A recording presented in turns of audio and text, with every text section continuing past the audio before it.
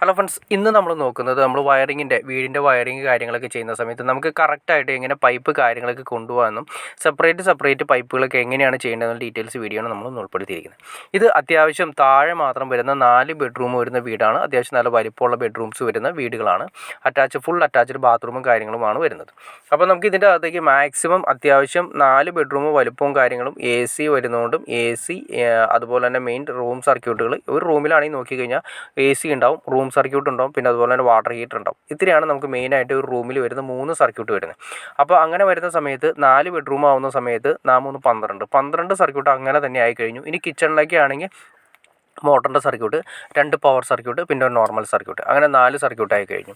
അപ്പോൾ ശരിക്കും 12ഉം 4ഉം 12ഉം 4 എന്ന് വരുമ്പോൾ ഏകദേശം 16 സർക്യൂട്ട് അപ്പോൾ തന്നെ ആയി കഴിഞ്ഞു. ഇനി അതുപോലെ തന്നെ ഹാള്, ലിവിങ് അങ്ങനെയൊക്കെ വെച്ച് നോക്കി കഴിയുമ്പോൾ ഏകദേശം ഒരു 18-20 സർക്യൂട്ട് ഏറ്റവും കുറഞ്ഞത് വരുന്നുണ്ട്. പിന്നെ ഇൻവെർട്ടറിൻ്റെ സർക്യൂട്ട് സെപ്പറേറ്റ് കൂട്ടിക്കഴിഞ്ഞാൽ ഏകദേശം ഒരു 22 സർക്യൂട്ട് ഏറ്റവും നോർമൽ ലെവലിൽ വരും. അപ്പോൾ നമ്മൾ ഇതിൻ്റെ അത് സെലക്ട് ചെയ്യേണ്ട DB നോക്കുമ്പോൾ 8 DB ആയിരിക്കണം സെലക്ട് ചെയ്യേണ്ടത്. 8 DB എന്ന് ഉദ്ദേശിച്ചാൽ ഒരു ഫേസ്, 3 ഫേസിൽ 8 DB എന്ന് ഉദ്ദേശിച്ചാൽ 3 ഫേസാണ് ഞാൻ ഉദ്ദേശിച്ചത്.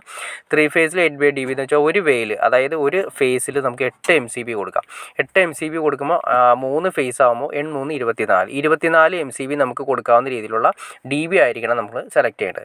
അപ്പോൾ അതാണ് ഏറ്റവും ആദ്യം ശ്രദ്ധിക്കേണ്ട കാര്യം. നമ്മൾ വീടിൻ്റെ വലിപ്പവും വീടിൻ്റെ റൂമിൻ്റെ ഒക്കെ സർക്യൂട്ടൊക്കെ നോക്കിയിട്ട് വേണം 6 DB ആണോ 8 DB ആണോ എന്ന് ആദ്യമേ തീരുമാനിക്കണം. 6 DB നമ്മൾ വെച്ചിട്ടുണ്ടെങ്കിൽ ഒരു ഫേസിൽ നമുക്ക് 6 MCB ആണ് കൊടുക്കാൻ പറ്റുന്നത്. അങ്ങനെ ടോട്ടൽ വരുമ്പോൾ 6 3 18 MCB ആണ് കൊടുക്കാൻ പറ്റുന്നത്.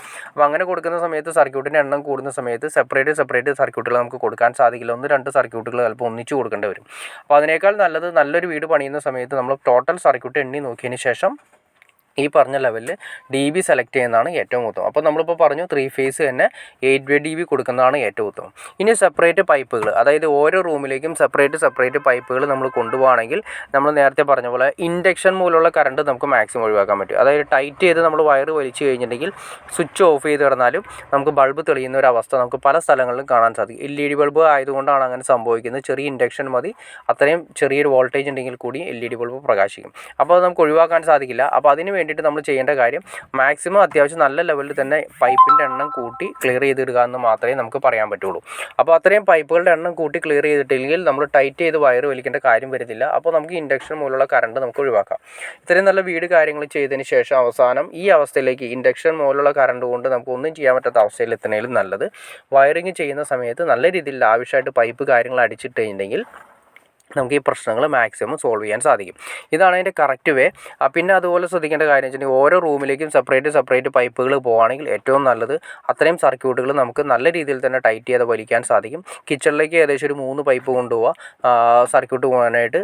റൂമുകളിലേക്കും ഏകദേശം സെപ്പറേറ്റ് പൈപ്പുകൾ നല്ല നീറ്റായ വയറിങ് ചെയ്ത് നമുക്ക് ധൈര്യമായിട്ട് പാർട്ടീസിന് കൈമാറാൻ സാധിക്കും. ഒരു മെയിൻ്റനൻസ് ഒരു 90% വരെ മെയിൻ്റനൻസ് കുറയുന്ന ഒരു അവസ്ഥയിലേക്ക് നമുക്ക് എത്തിക്കാൻ സാധിക്കും. കംപ്ലയിൻറ്റ്സ് ഒരു 90% കുറയുന്ന രീതിയിലേക്ക് നമുക്ക് എത്തിക്കാൻ സാധിക്കും. അപ്പോൾ ഓക്കെ ഫ്രണ്ട്സ്, നിങ്ങൾക്ക് വീഡിയോ ഇഷ്ടപ്പെട്ടെന്ന് വിചാരിക്കുന്നു. ഇനി എന്തെങ്കിലും ഡൗട്ട്സ് കാര്യങ്ങളുണ്ടെങ്കിൽ തീർച്ചയായിട്ടും കമൻറ്റ് ചെയ്യാനും മടിക്കരുത്, ഷെയർ ചെയ്യാനും മടിക്കരുത്, സബ്സ്ക്രൈബ് ചെയ്യാനും മടിക്കരുത്. ഓക്കെ ഫ്രണ്ട്സ്, അടുത്ത വീഡിയോയിൽ കാണുന്നവരെ ഓക്കെ.